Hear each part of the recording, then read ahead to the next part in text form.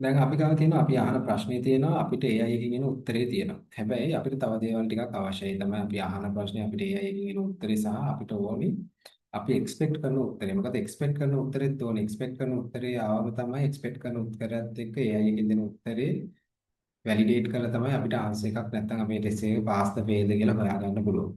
ඒ නිසා ඊළඟට මම කරන දේ තමයි මෙවන් මම ස්ටෙප් 3 එක මම ක්‍රියේට් කරන ටෙස්ට් කේස් එකක්. මොකද මේ ටෙස්ට් කේස් එකේ තමයි මම මගේ ඇක්චුවල් එක එක්ස්පෙක්ටඩ් එක මම අහන ප්‍රශ්න කියන ඔක්කොම ඇතුළට දාන්නේ මෙන්න මේ ටෙස්ට් කේස් එක ඇතුළට. ඒ නිසා මම මුලින්ම ටෙස්ට් කේස් එකක් ක්‍රියේට් කරනවා ස්ටෙප් නම්බර් 3 එකේ.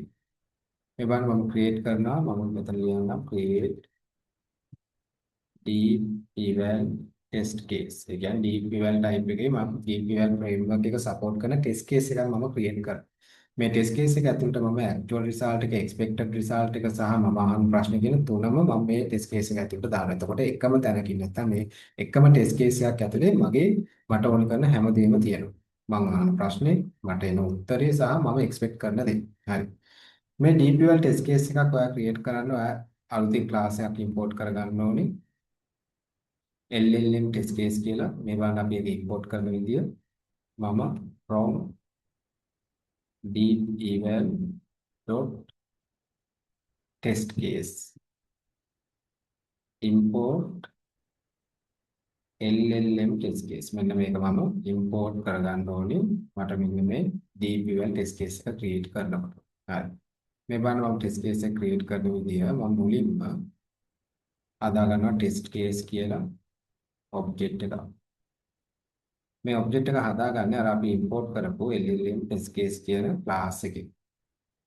මෙන්න මේ class එක ඇතුළට මම කියවනේ මට අවශ්‍ය දේවල් හැමදේම දානවා කියලා. ඔන්න මම දානවා එකින් එක. මම මුලින්ම දානවා මගේ input එක. input එක කියන්නේ මොකද්ද? මම AI එකකින් අහන්න දෙන්නේ. මේ බලන්න මගේ input එක මම මෙන්න මෙතන ලියලා තියෙනවා. මේ බලන්න මේක තමයි මම AI එකකින් අහන්නේ. ඒ නිසා මම මේ variable එක මෙතනට දානවා. හරි. ඊළඟට මම දානවා actual output එක. actual output එකත් අපි ගත්තා. ඔයාලට මතක ඇති මේ තියෙන. අපි response කියලා object එකට අරගෙන ඒ object එකේ මට අවශ්‍ය දේ මම extract කරගන්නලා actual answer කියලා variable එකකට දාගෙන තියෙනවා. ඒ නිසා මම මේකට actual answer කියන එක මම මෙතනට දානවා. ඊට පස්සේ මට දාන්න තියෙන expected output එක. ඒ කියන්නේ අපි බලාපොරොත්තු වෙන output එක මොකක්ද කියලා මම මෙතනට දාන්න වෙනවා. ඇත්තටම බලාපොරොත්තු වෙන output එක නැත්නම් මම expected output එක තාම කොහෙවත් අරගෙන නැහැ. නිසා මම මේක මෙතන මේ හරි මම type කරනවා the capital of France is Paris කියලා. මේක තමයි මම expect කරන output එක.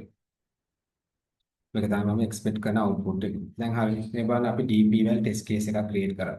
DPවල test case එක තියෙන්න ඕනේ mandatory තියෙන්න ඕනේ items ටික මේකේ තියෙනවා. input එක, ඒ කියන්නේ අපි අහන ප්‍රශ්නේ, actual output එක අපිට AI එකකින් උත්තරේ සහ අපි expect කරන output එක, අපි බලාපොරොත්තු වෙන output එක. ඒ තුනම එකම තැනකදී මට ගන්න ඕන නිසා මම මෙන්න මේ විදිහට LLM test case කියන class එක use කරලා මේ විදිහට test case එකක් හදුවා. මේකට තමයි අපි කියන්නේ DPවල test case එකක් කියලා.